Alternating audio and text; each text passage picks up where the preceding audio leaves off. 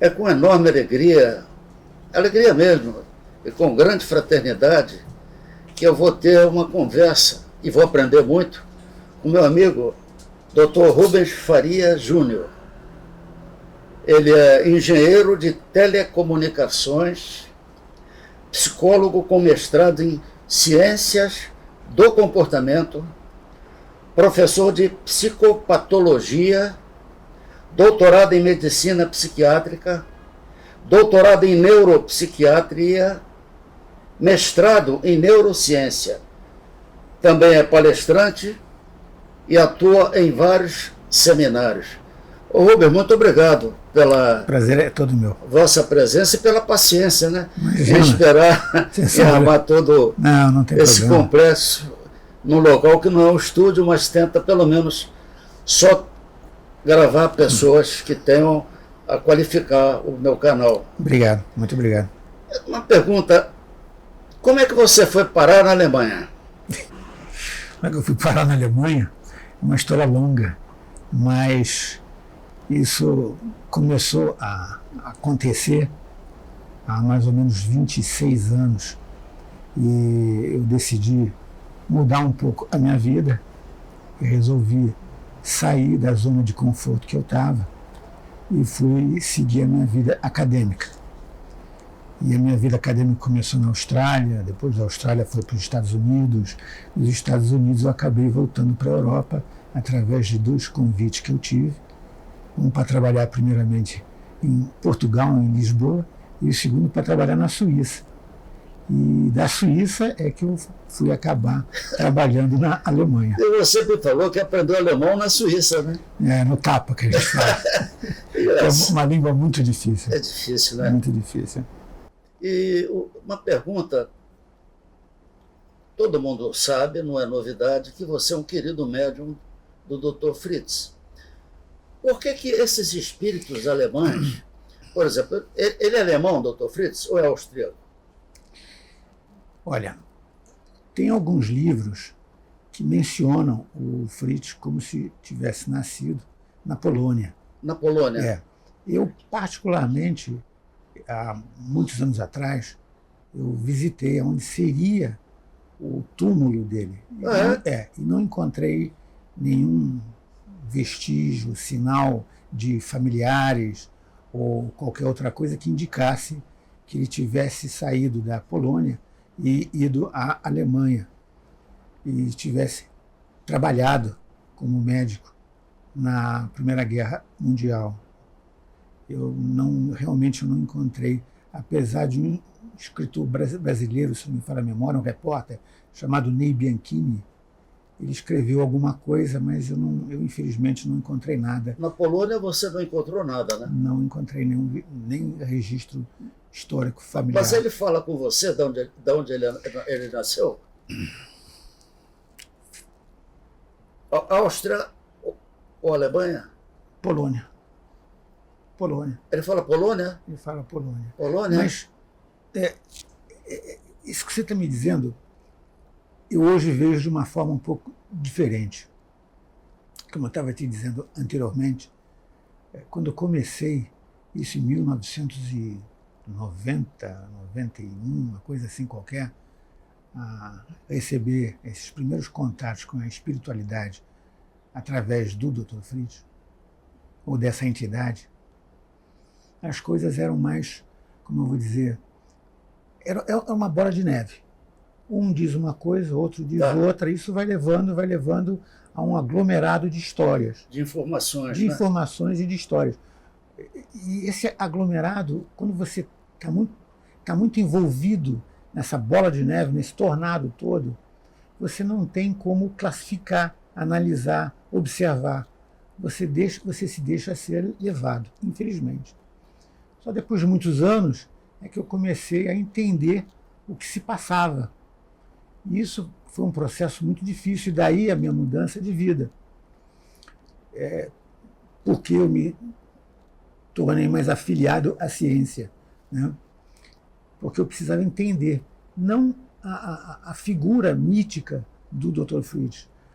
Eu precisava entender o que acontece com o ser humano quando ele está envolvido nesses fenômenos, vou chamar assim, paranormais. Nós nem usamos esse termo hoje, em dia não se usa mais, quando acontecem esses fenômenos. Então, o que a gente procura entender é o que acontece com o cérebro humano. Porque esses fenômenos não são repetitivos. Você não pode fazer um fenômeno desse em laboratório. Entendi. Não são repetitivos. Não são repetitivos. Por mais que você tente, né, esses fenômenos não são repetitivos para ser qualificados em ciência. E ciência trabalha com estatística, com repetições. Você toma um determinado remédio, esse remédio serve para alguma coisa, se você tomar aquela coisa aquele remédio 1000 vezes, ele vai surtir o mesmo efeito. E isso é testado, provado e observado em laboratório. Quando essas 3 fases de um processo laboratorial não podem ser cumpridas, a gente não pode qualificar o que está acontecendo. Mas já se tem boas notícias e bons aspectos que demonstram que existe uma coisa que a gente chama atualmente de estado alterado de consciência. Certo. Que há mais de 30 anos atrás, naquela época ainda não se falava disso, né? Agora já se fala. Já se fala, por exemplo, em vez de 4 estados da consciência, se fala no 5º estado de consciência. O 5º estado de expansão da consciência, não, né? É o 5º estado. O cérebro tem algumas frequências, né, que a gente consegue medir, né? Então, a gente achava que eram só 4 frequências, e essas 4 frequências representavam. Quando você faz um exame, um eletroencefalograma, antigamente você tinha seus 4 estados de consciência, começando com o estado de vigília, quando você está acordado, etc., até o estado de sono profundo. Agora, o que existe é um estado que a gente chama de alta percepção. Quando esse estado de alta percepção ele não é muito, ele é em excesso, o paciente pode ter estresse, ansiedade, estados catatônicos. E quando ele é menos perceptivo, a gente diz, ele pode incluir em outros problemas, em outros transtornos mentais, né? Então, a gente está procurando entender mais o cérebro, e graças a Deus estamos conseguindo, mas ainda tem muita coisa a ser descoberta, principalmente quando a gente fala de mente, cérebro, né? O estado cognitivo do ser humano, né? A gente diz assim, o rapaz melhorou, fez um tratamento com o Dr. Fritz ou com outro espírito, né? Melhorou.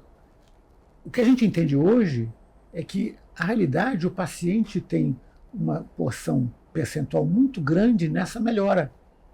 Não é só porque, veja bem... A confiança do paciente. A confiança do próprio paciente. Mas vamos imaginar que o paciente tenha um problema e vai para o hospital. Ele não gosta da cor da parede do hospital, ele não gosta da enfermeira que está junto a ele não gosta do médico que está fazendo o atendimento, ele se sente inconfortável. Todas essas mazelas, eu vou chamar assim, contribuem para que o estado do paciente não progrida, não evolua a uma coisa melhor, né? Então isso evolui, evolui ou involui o sistema linfocitário, não ajuda o sistema linfocitário, o imunocitário. Ou seja, a circunstância ajuda na cura. Exatamente. Isso é um dos aspectos que a psicopatologia identifica, porque nós somos seres que dependemos de uma coisa fundamental, nós dependemos do outro, nós aprendemos com o outro. E esse é um processo reflexivo, né? A gente aprende, uma criança pequenininha, de 2 anos, 3 anos, se você botar essa criança em frente a um espelho, ela vai ficar olhando o espelho como se fosse uma outra pessoa à frente dela. O que ela está fazendo é identificar ela própria como um ser humano. Ela está fazendo um processo de autoidentificação. Esse processo de autoidentificação é uma avenida de ida e vinda. 2 mãos, né? Mão dupla, né? Mão dupla, exatamente. Então, a psicopatologia tenta entender esses transtornos, e a psicopatologia comportamental cognitiva, ela procura trabalhar com o comportamento e as suas resoluções, as suas respostas que esses estímulos nos dão, e, no caso, a psicologia cognitiva trabalha com as emoções e as respostas que essas emoções dão a esses estímulos. Claro, você é um cientista, mas há um fato que não pode ser negado, é a grande popularidade do Dr. Fritz no Brasil. Não há como negar. Fizeram filmes, minisséries, eu acredito. Ele é um espírito. Eu fico preocupado que, à medida que você evolua como cientista, que você negue que você é um médium do Dr. Fritz. Isso é impossível, né? Seja o Arigó, que não tinha cultura, seja você que é um... Eu li aqui a sua biografia, mestrado em neurociência, mas enquanto você tivesse compromisso com ele, eu não sei o termo, ele continua a incorporar em você. Eu não posso negar isso. Eu não posso negar porque eu vivo constantemente esse fenômeno, né? Eu não tento explicar, né? O que a gente tenta fazer em ciência é, como te falei, entender esses processos que eu identifiquei anteriormente. Mas eu não posso negar o que acontece, né? Agora, essa popularidade do Fritz, eu acho que, se você me permitir, a popularidade do Fritz é a popularidade que tantos outros tiveram, que todos nós temos, de colocar fora do corpo, fora até mesmo da nossa responsabilidade, alguma coisa acima de nós, para que nós possamos acreditar. Tem tantos outros espíritos, vou chamar espíritos assim, ou consciências, né, extracorpóreas, vou chamar assim também, que participam desse processo de autoconhecimento, que nos colocam numa posição até um pouco abaixo dessa sabedoria toda, porque nós precisamos disso, o cérebro precisa disso. Nós precisamos acreditar, porque se a gente não acredita, a gente assume que estamos sozinhos. E o assumir sozinho é profundamente depreciativo. Verdade. A nós mesmos. Então, a gente precisa se popularizar o Fritz, e tantos outros que tiveram. Sim, mas ele só é popularizado porque ele existe. Há relatos de operações, a sua testemunha de uma incrível operação dele, sem sangue. Eu sou testemunha de 3 intervenções do Dr. Fritz. A primeira comigo, 32 anos atrás, eu liguei para Pernambuco, a depressão incrível, mandaram eu ficar de branco num determinado momento, com um livro na mão e um copo d'água, que às 10 horas eu ia ser tratado. Às 10 horas é o que eu não dormia há 15 dias, né? O meu livro caiu da mão e eu dormi. A segunda foi na Ilha do Governador, um amigo meu que fumava muito, ele era com outro médium, ele pediu para o rapaz ir para um quarto. Eu estou relatando, olha, eu tenho 2 filhas, um filho e uma neta, não estou aqui fazendo curandeirismo, não. Mas eu não posso negar o que eu vi. Tá? Eu leio, eu estudo diariamente. Ele pegou um ferro desse tamanho, enfiou nas costas do rapaz e pediu para eu tirar. Eu tirei, isso é uma gota de sangue. Mais tarde o rapaz parou de fumar. Eu não sei, mas beleza, isso é autossugestão. Pode ser, mas não há autossugestão que me convença que um ferro nas costas não dói. Não há. Ainda mais um rapaz que era tão medroso que desmaiou de medo. Quando ele viu o ferro, desmaiou. Então, tirando toda a circunstância de autoilusão, de autoconvencimento, até de autocura, há um dado concreto. E eu não estou querendo espetacularizar a nossa conversa. Por exemplo, você, quando teve o primeiro contato com o Dr. Fritz, você não acreditava em nada de espiritualidade, ou acreditava? Não. Nada, né? Absolutamente nada. E como é que foi, Rubens? Foi um choque. Oi? Foi um choque. Um choque? Eu não acreditava em absolutamente nada. Eu era bem quadrado. E foi uma experiência que eu tive, que me levou a um choque cultural, emocional, posso chamar até espiritual. Eu não sabia o que tinha acontecido, a primeira coisa, e a segunda coisa, o mal que eu poderia ter causado. Graças a Deus não causei mal nenhum. Você saiu completamente de si. Perdi a consciência. Perdi a consciência. E tratou as pessoas. Quando eu voltei a mim, o que eu posso te dizer é que eu não sabia o que tinha se passado. E a partir daquele momento, não a miúde, mas alguns outros fenômenos foram acontecendo. Mas o primeiro momento foi um choque espiritual, pessoal, social, o que você puder imaginar. Eu respeito todas as suas crenças, eu respeito tudo o que aconteceu com você, né? E com tantos outros. O que eu tento fazer o que eu tento fazer hoje é mostrar para as pessoas que elas podem acreditar sem cometer erros de julgamento de si próprias. Acreditar, eu acho, ter fé é uma coisa, mas o acreditar envolve muito mais a si mesmo, as suas convicções, né? Ler mais, estudar mais, tentar entender um pouco mais das coisas, como elas se passam. Por isso que, por exemplo, eu ainda continuo fazendo seminários para pessoas interessadas sobre espiritualidade. Faço isso em diversos outros países, continuo fazendo, né? Até porque elas procuram alguma coisa a mais, elas querem entender um pouco a mais. Elas acham que com a minha experiência eu talvez especifique alguma coisa melhor, ou que elas possam entender melhor alguma coisa, porque elas precisam acreditar. Essa carência no acreditar é que nos leva à curiosidade. A curiosidade é que nos leva, em último caso, ou em primeiro caso, à sabedoria. O ser curioso envolve os nossos aspectos físicos, sociais, psicológicos, políticos, todos esses aspectos que fazem parte da nossa sociedade. O criticar, sem você saber o que você está falando, né, e respeitar o que os outros dizem, né, isso é um mal que está disseminado na humanidade. Hoje em dia você tem, de acordo com a Organização Mundial de Saúde, a doença que mais se alastra no mundo todo é a depressão, é o estresse. Estresse e depressão são doenças que levam ao suicídio, levam aos transtornos. E esses transtornos, via de regra, podem ser tratados, mas em alguns casos não tem como ser tratado. Não tem como, né? Porque a pessoa se perde.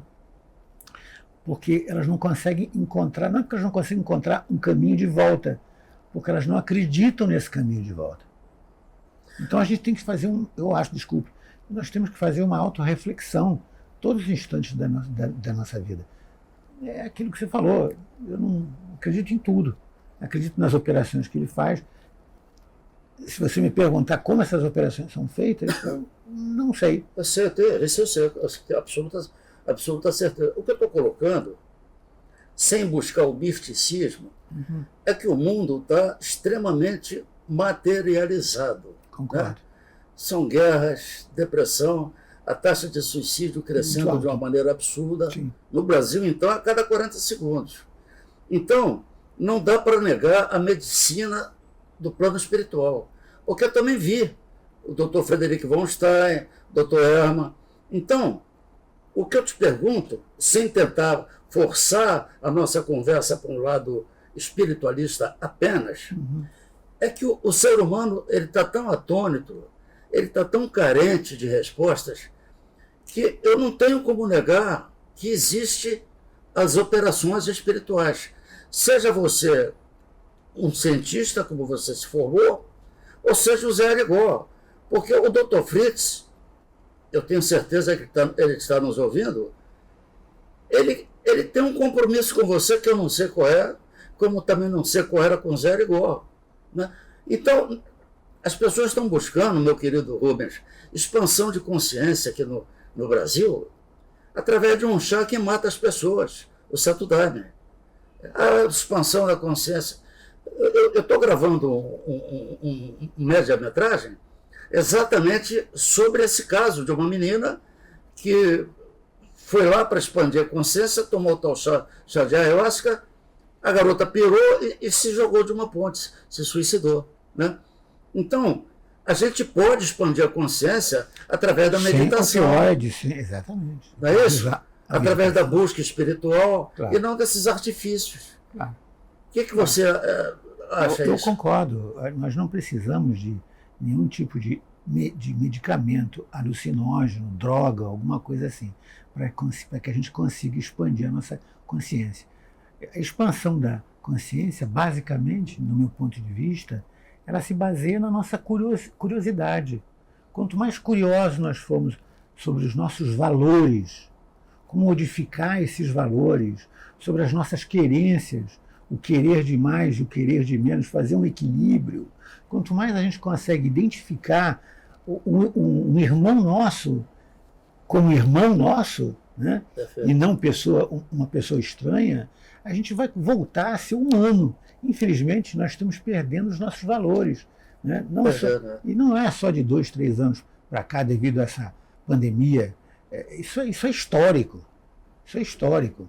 Tem um livro interessante que se chama O Choque das Civilizações, em que ele fala justamente desse ciclo de civilizações que passam de anos em anos, de centenários, vão se passando, e o comportamento é o mesmo. Muda-se só o cenário das coisas, vai se mudando o cenário. Um é o século XII, outro é o século XIII, ou alguma coisa um pouco mais ou um pouco menos.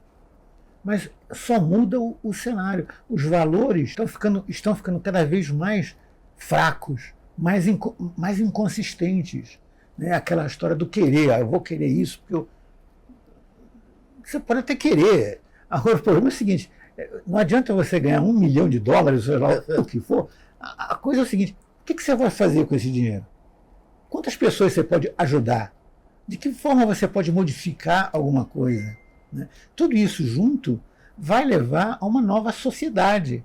A sociedade que nós vivemos hoje, eu concordo com você, ela é perversa.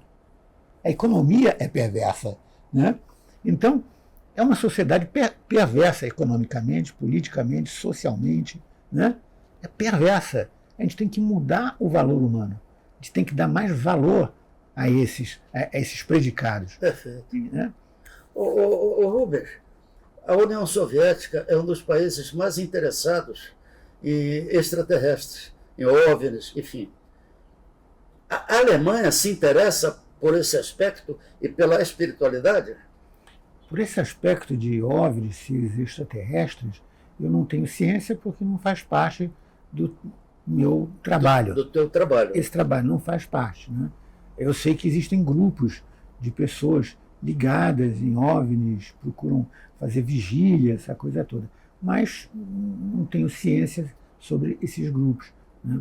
Agora, com a espiritualidade, o que eu vejo não só na Alemanha, mas na Europa, nos Estados Unidos, no Japão, né? É que as pessoas estão querendo e querem entender um pouco mais a espiritualidade. Entendi. Né? Eles querem ser mais espirituais, até porque está cansando, né?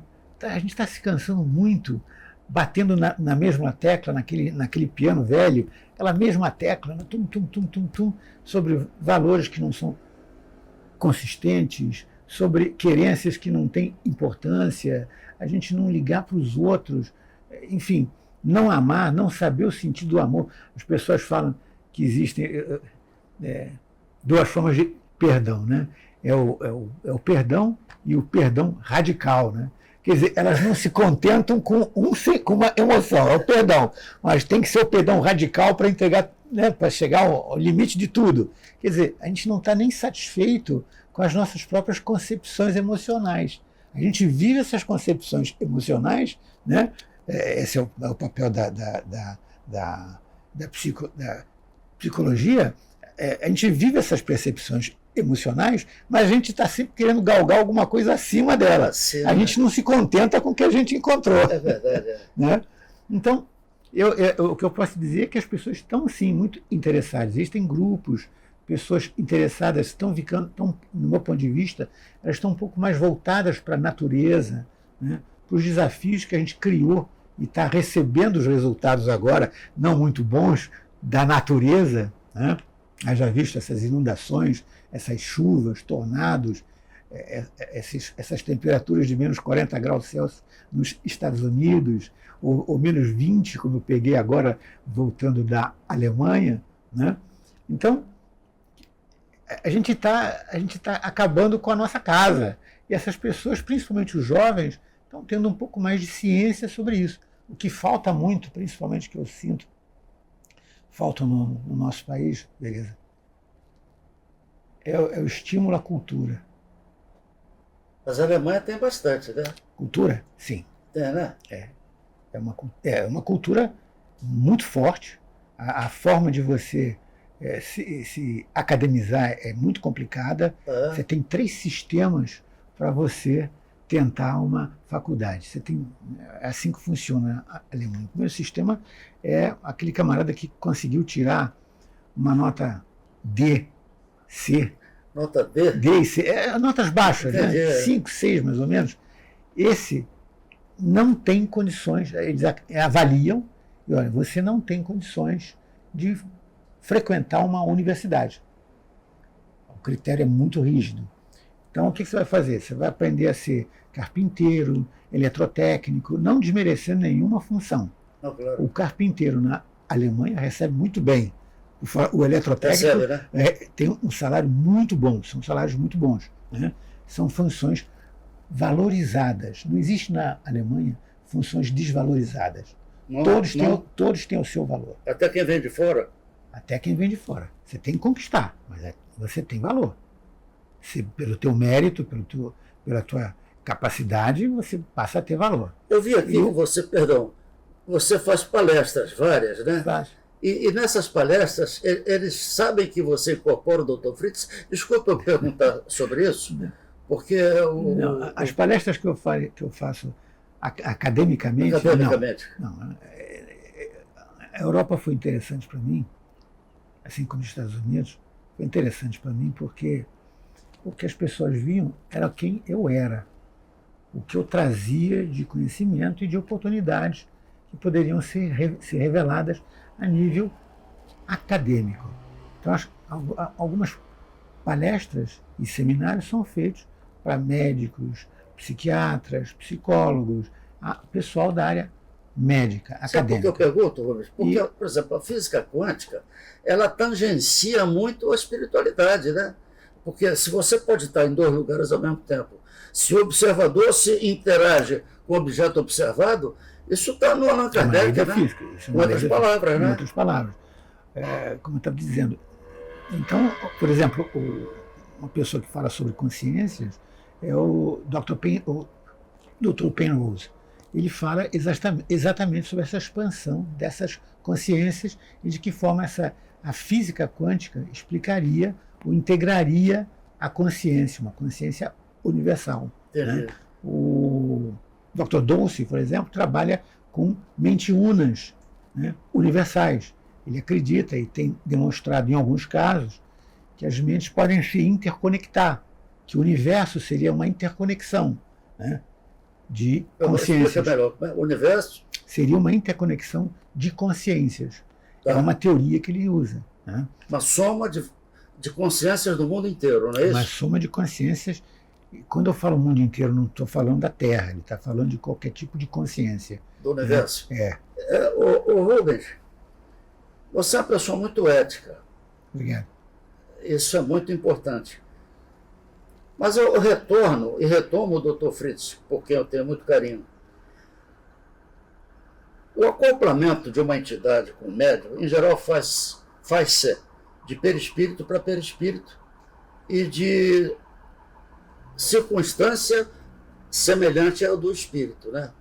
Então, obviamente, você tem uma história com o Dr. Fritz, como o Gilberto Arruda, meu querido irmão, tinha uma história com o Dr. Frederic von Stein, como o Flávio tem com o Dr. Hermann.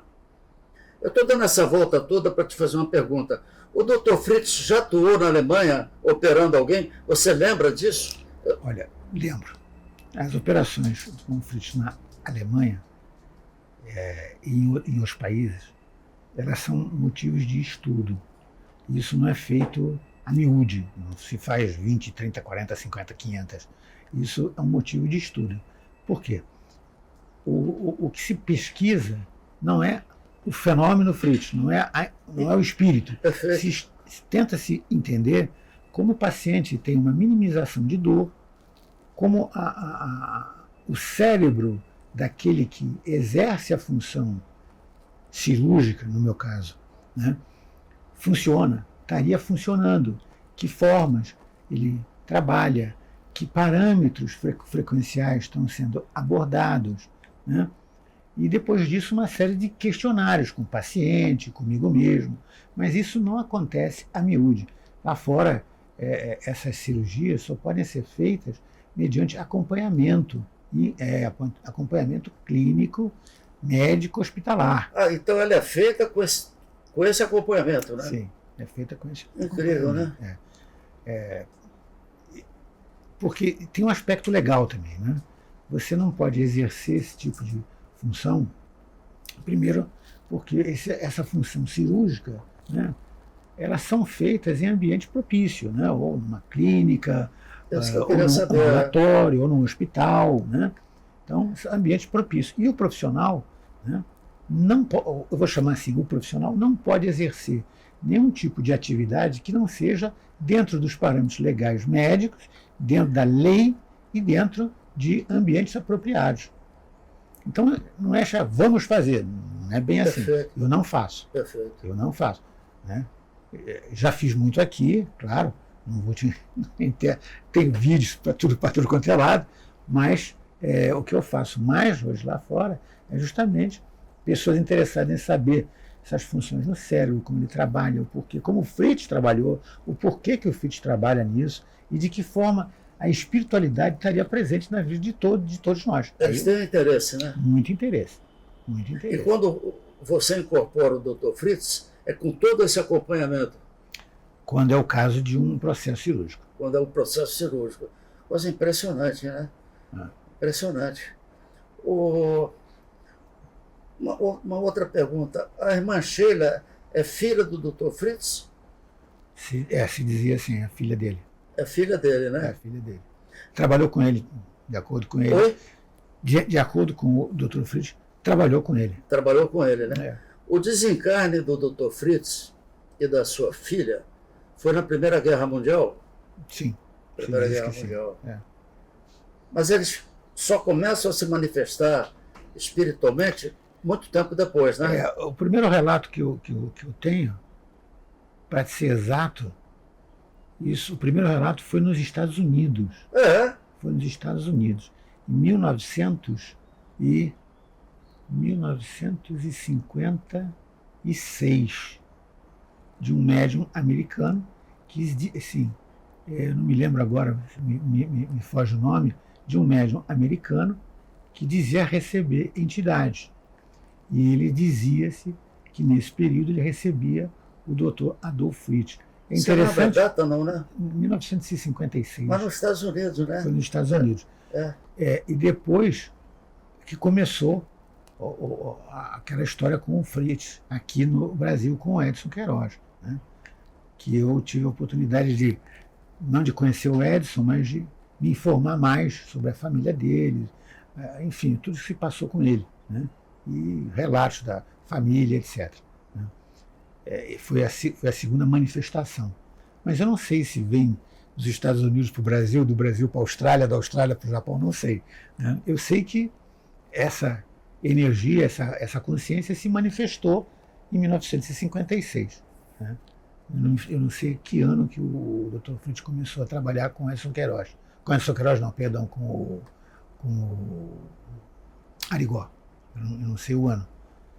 Exatamente, não me recordo, mas a primeira manifestação foi nos Estados Unidos. Agora, você acha que com esse teu crescimento intelectual, cultural e de medicina, isso ajuda a entidade, né? Porque, como ele é um médico, ele pode te passar informações que provavelmente o meu querido Zé Arigó, pela pouca cultura dele, ele não conseguiria retransmitir, ou é indiferente? Ou Zé Arigó podia retransmitir qualquer mensagem, a mais sofisticada que fosse? Não.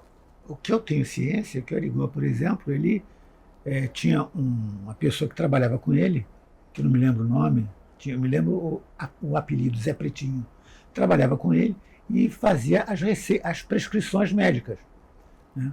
Agora, não sei como que ele obtinha, claro, de uma forma espiritual, ele transmitia esses remédios que teriam que ser preceituados e os pacientes ele tinha uma farmácia perto lá do local onde ele trabalhava e essa farmácia entregava esses medicamentos, não sei o que estava acontecendo, mas entregava esses medicamentos ao paciente. É óbvio que quanto mais você tem conhecimento, quanto mais você tem uma cultura, é óbvio que essa cultura se manifesta de diversas formas. Uma delas é a materialização da identificação do fenômeno espírita. A outra é você poder discutir, até com outros colegas ou outros espíritas, novas facetas que não se apresentavam na época do Arigó. Por exemplo? Por exemplo, hoje em dia é possível você discutir com colegas, até médicos, algumas maneiras que o Dr. Fritz trabalha. Por exemplo, a gente tem ciência que o Dr. Fritz seria ele não era bem médico, ele era um prático, que se chamava Heilpraktiker. É um médico, ele não era um médico, ele era um autopraticante. Alemão era autopraticante de medicina, que era muito comum na guerra. E o que acontecia? Ele não tinha, naquela época, não tinha tomografia computadorizada, não tinha PET scan, não tinha nenhum tipo de exame que hoje nós temos, né? E o que é mais interessante é que nas incorporações que eu fazia com o Dr. Fritz, ele perfeitamente lia, sem ver o laudo, ele lia perfeitamente uma tomografia, uma ressonância magnética, detalhava ipsiliter, ponto a ponto, sem ler o laudo. Dava o laudo ao paciente. Não é que você tem, olha, você tem problema disso. Ele sabia ler isso. Então, quer dizer, eu não consigo explicar isso. Mas também, como eu te falei, eu não me importo mais em explicar, né? Eu vivo isso hoje porque me faz bem. Isso me faz bem. E me faz bem olhar esses dois lados. O espiritual, que me faz bem, e o profissional, né, que também Evidente. me une os dois lados de um só, me faz um complemento, que para mim, no meu caso, me satisfaz plenamente. Mas ele tinha algumas coisas que eu não conseguiria explicar. Algumas operações que ele fez, clinicamente não são inconcebíveis, né? Até porque, em alguns casos, são aspectos muito brutais, né? Principalmente quando ele fala de traumatortopedia, né, são extremamente brutais. Em alguns casos, até, se você olhar a cirurgia, se você olhasse essa cirurgia, você já teve a oportunidade, são coisas brutais. Agora, como que o paciente não sente dor? O paciente não sente dor, não sente sangue. Agora, o que eu digo é o seguinte: apesar de não sentir dor, não sair sangue, etc., o paciente não pode se descuidar em se tratar. Na Terra. Tem que continuar com seus medicamentos, Claro. Continuar com seus médicos, continuar fazendo todos os tratamentos possíveis. Perfeito. A espiritualidade, no meu ponto de vista, e por isso que as pessoas estão muito interessadas, não só hoje em dia, há 2, 3 décadas atrás, as pessoas estão muito interessadas porque é o que a gente chama de medicina complementar. É uma medicina complementar. A gente sabe hoje em dia que pessoas com mais fé têm menos chance, menos possibilidade de serem internadas por problemas graves, né? Problemas gastrointestinais, por exemplo, né? do trato gastrointestinal. O Dr. Fritz é importante, né? É importante para todos nós. Mas o mais importante é que você acredite nos seus valores. Isso é que é importante, acreditar nos seus valores, identificar quais valores você tem. De que a gente pode ter... Olha, teve o Sai Baba, existiu o Dr. Fritz, existiu tantos outros, Mahatma Gandhi, né? Tantos outros seres iluminados que também fazem parte da nossa cultura. Todos eles só revelaram uma coisa: os valores que a gente tem e de que maneira a gente pode apreciar os nossos valores para mudar essa sociedade. É a história do Fritz. A gente precisa do Fritz? Concordo plenamente, precisamos do Fritz. O paciente tem que se tratar, tem que se cuidar, tem que procurar os médicos, etc, etc. Mas o que ele tem que fazer é acreditar que esses valores foram perpetuados. Eu não me lembro quantas cirurgias o Fritz fez, aliás. Eu não me lembro, não consigo. Uma vez cheguei a mais ou menos 500 mil cirurgias. 500 mil? 500 mil cirurgias, mas eu depois perdi os arquivos, né? Mas nesse meio tempo, eu acho que ele não queria mostrar só a cirurgia. Sabe, você fazer uma cirurgia, de que forma for, né, de que maneira for, se é um ato cirúrgico, se é um ato invasivo, se é superficial, se é psicológico, enfim, de que forma seja feita, eu vou chamar entre aspas, essas cirurgias, o que ela tenta mostrar é dizer, olha, para um pouco, meu irmão, o que está acontecendo com você? Você parou de fumar? Por quê? Porque ele me botou uma agulha não sei aonde. Melhorei, parei de fumar, ou estou andando melhor. Alguma coisa aconteceu que você tem que descobrir. A função desses homens todos, e vou chamar homens incluindo espíritos, né? Como lhe falei, todos eles foram criar um substrato para que a gente pudesse se basear nesse substrato e dizer, peraí, eu vou modificar o meu valor, vou modificar a minha vida. Não é você acabar uma cirurgia e sair de lá do hospital, acabou a cirurgia, tal, agora eu vou lá para fora fumar um cigarro. É você saber o que passou com você, quem te salvou, por que te salvou. Não é só o profissional que está lá, né? É o ser humano. É o ser humano que está lá, que também sofre com estresse, com depressão, com problemas pessoais, econômicos, psicológicos, né? Também sofre. É um ser humano cuidando de outro ser humano.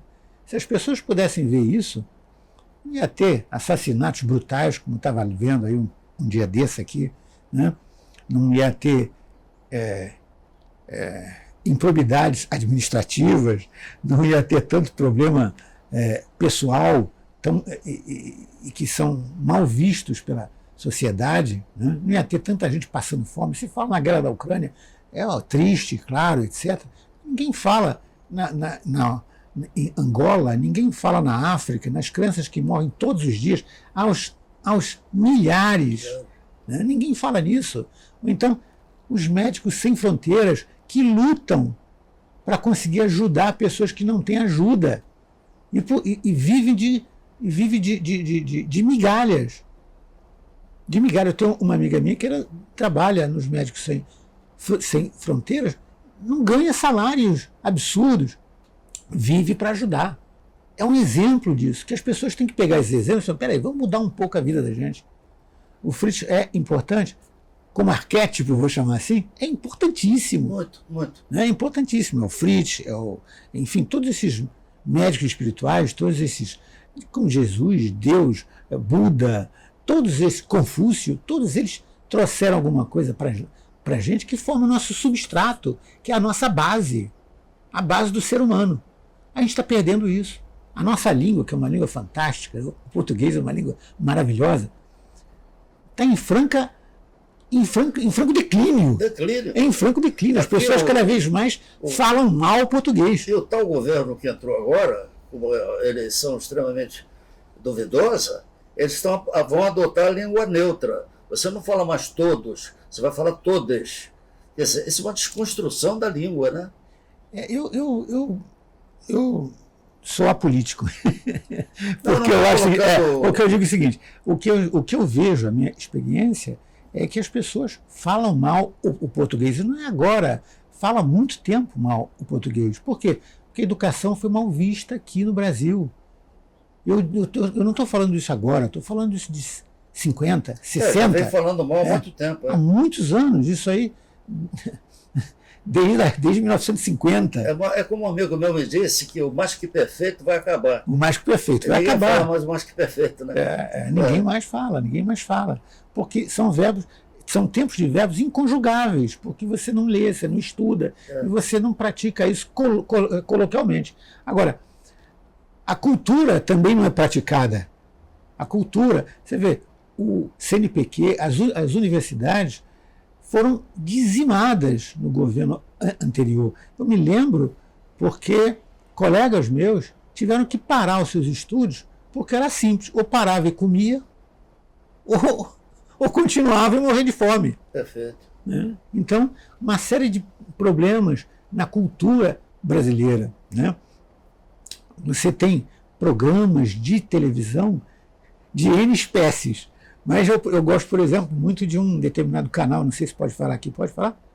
Que é um canal de televisão chamado Arte 1. É bom. Eu gosto muito porque ele fala sobre a arte, fala sobre a música, fala sobre livros, literatura, e engrandece um pouco. É um canal que você vai lá, clica e você tem um pouco de cultura. É muito bom. Né? Crianças que não têm computador para estudar, que nessa pandemia tiveram que parar de estudar porque não conseguiam como estudar, não tinha computador, não tinha nem computador comunitário, não tinha. Então, quer dizer, isso achatou mais ainda a nossa classificação cultural, a nossa possibilidade de um futuro melhor. E isso não vai se revelar em 4 anos. Um futuro melhor, pode até ser que melhore, mas um futuro melhor, para que isso aconteça, né, vai ser necessário no mínimo 8 anos. É pouco, é? E é pouco, né? Eu vou chamar, vamos dizer, 8 anos numa boa perspectiva, né? No mínimo 8 anos para que isso se altere, né? Para que as universidades possam ter de novo, com responsabilidade, que ela possa ter de novo recursos para manter os seus alunos. Tem faculdade, eu tenho amigos meus também aqui nessas faculdades aqui no Rio de Janeiro, que dizem, mas a gente não tem condição de dar aula, porque não tem limpeza. Hospitais aqui que não tem gaze. Hospitais públicos. Os médicos dos hospitais públicos são muito bons. Eu tenho médicos amigos excelentes, são excelentes em hospitais públicos. Não tem material, né? Não tem material para trabalhar. Não tem condição para trabalhar. Né? Então, isso tudo precisa ser mudado. Isso tudo tem que ser alterado. E isso precisaria, como eu já te falo, no mínimo 8 anos, 8, 10 anos, eu acredito nisso, né? Ô, Rubens, eu não sou carola, não. Eu li muito os chamados ateus, né? Sartre, Camus, enfim. Mas eu percebo que o materialismo acabou. Ele está em crise, pelo menos. Você teve, depois da Idade Média, que foi a Idade do Horror, mas você teve a Peste Negra, Primeira Guerra Mundial, Segunda Guerra Mundial, 2 bombas atômicas, né? O capitalismo, as várias crises do capitalismo, né? E eu sinto que, por um movimento natural, digamos, dialético, há que vir uma nova vibração no planeta. Concordo. E eu não vejo outra vibração que não seja a espiritualidade, nas suas várias matizes. O que você acha? Eu concordo sim. A gente está vivendo momentos extremamente difíceis, né? De agressão à natureza, de agressão aos nossos valores, de não conscientização sobre nós mesmos, as crises econômicas, crises políticas, crises sociais, né? Sendo administradas de uma forma ou não. Né? Essas crises todas estão levando a que todos nós, quase que, como eu estava lendo, é quase como se fosse essa mente una, Entendi. Que começa a se cansar. Ela está se cansando, diz, olha, peraí, eu não aguento mais isso. Isso tem que mudar, alguma coisa tem que fazer. Mesmo que a gente diga não vai mudar nada, agora continuar ganhando, tendo, usando, gastando, né? Isso tem que inconscientemente, eu vou chamar assim, isso tem que mudar. A gente também não aguenta mais. Você ter sem saber o porquê, você gastar sem saber o porquê, você ser arrogante, prepotente, essas coisas todas, isso cansa. Chega um momento que cansa o ser humano. Entendi. Né? Então isso tem que mudar, e vai mudar. Eu concordo plenamente com você, vai mudar. É uma questão, como vai mudar, é isso que eu não posso te afiançar. Como que isso vai mudar? Mas que isso vai mudar, vai. A gente pode ver essas crises econômicas recentes desde 2008. Né? Essas crises estão constantes, né? E passaram por momentos difíceis economicamente. Né? Esses órgãos do Banco Mundial e etc., tentam controlar a moeda, tentam controlar o sistema. Mas o sistema já está incontrolável. A economia, há muito tempo, já quebrou. Quebrou, não existe mais. Né? Então isso tem que mudar. Inconscientemente a gente sabe disso. E essa mente una, que a gente chama, que o Dorley, eu te falei sobre esse autor, que o Dorley está indicando, ou ele procura entender, que nós temos essa mente única, né? Ele até dá um exemplo muito interessante, que uns pássaros, quando você tem um bando de pássaros muito grande, eles se movem de um lado para o outro para fugir de predador. Né? Só que para o cérebro do pássaro agir sobre os músculos, para ele poder fugir, demora 35 milissegundos. Caramba!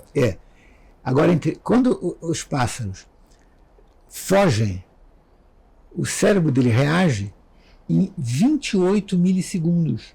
Quer dizer, existe uma diferença de 7 milissegundos entre o agir e o não agir.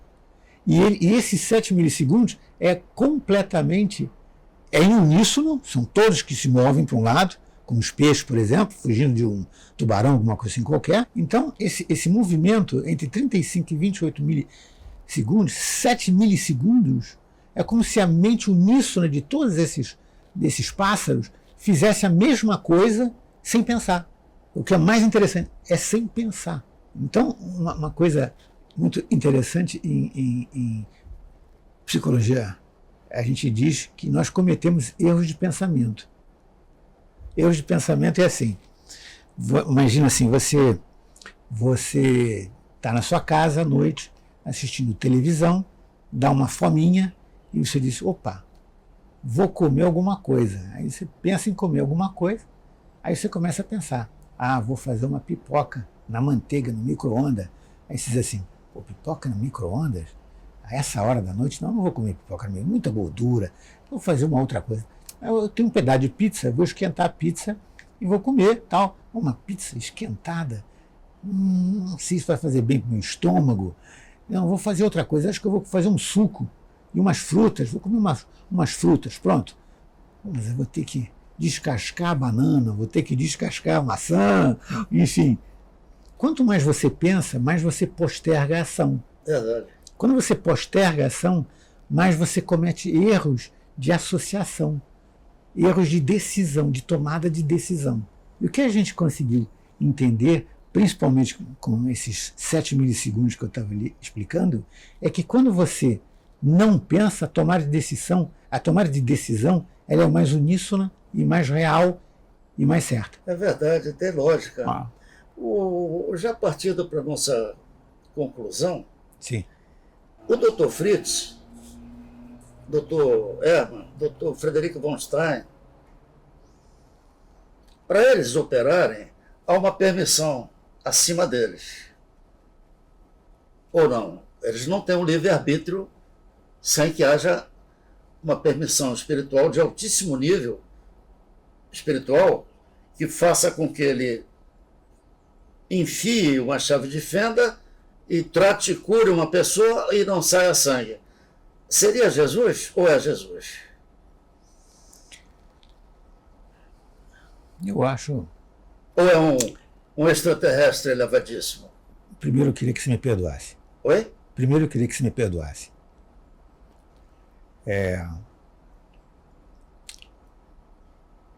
Eu não posso te dizer se existe uma permissão ou não. Eu diria que, sabe, beleza, é uma dicotomia, é um paradoxo. Tá. Eu vivo em um paradoxo. E como eu acredito que todos os médiuns, vou chamar médiuns, vivam em um paradoxo. Né? Alguns aceitam e não se incomodam com paradoxo nenhum, outros tentam compreender esse paradoxo e se perdem nessa viagem toda, e outros procuram minimizar esse paradoxo tomando uma linha.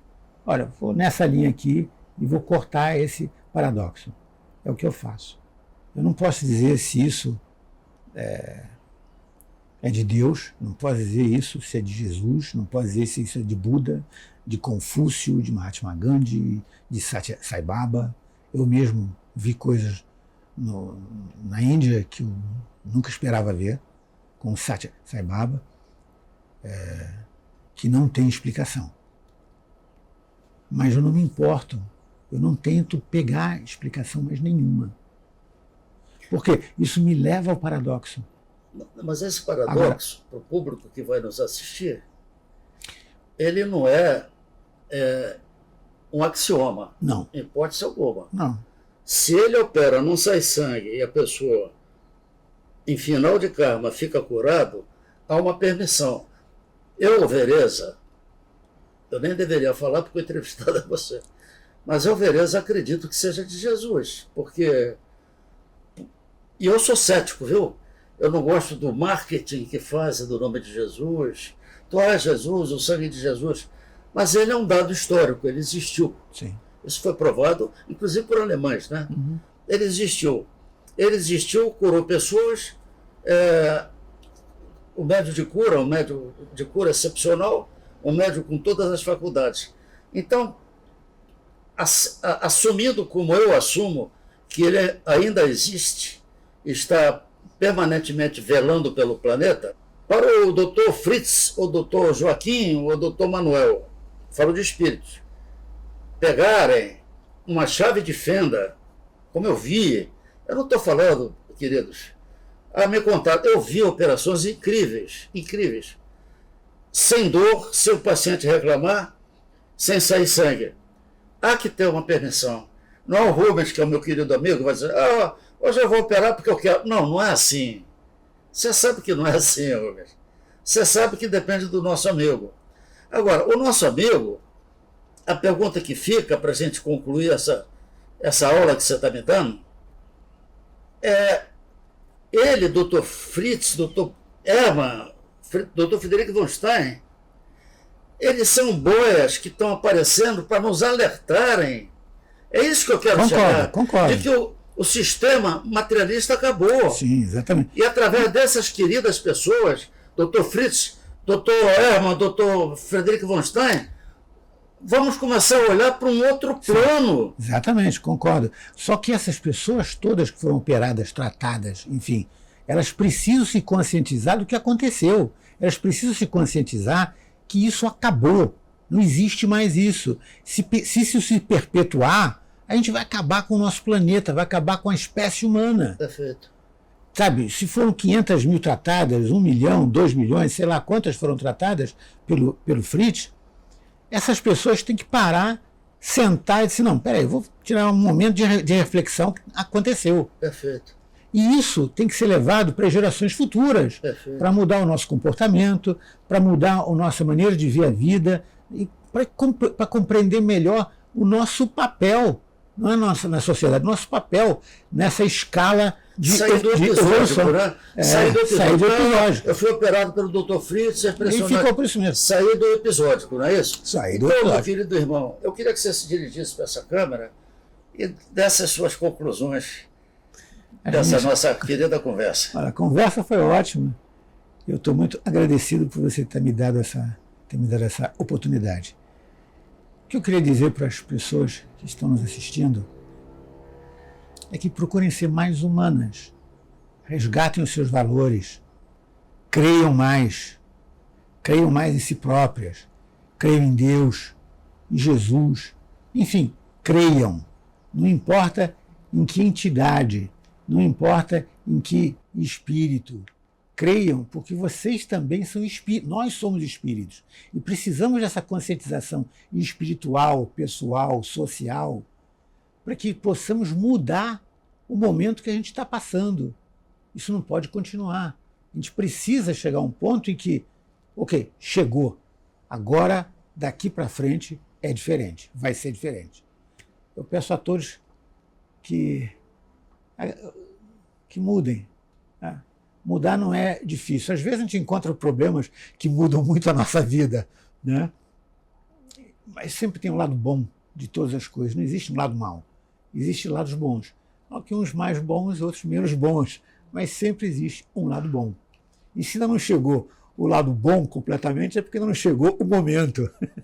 Então, acreditem nesses momentos, acreditem nos seus valores, respeitem as pessoas, respeitem a sua família, respeitem os seus amigos, respeitem a si próprios. Muito obrigado pela oportunidade. Obrigado, meu irmão.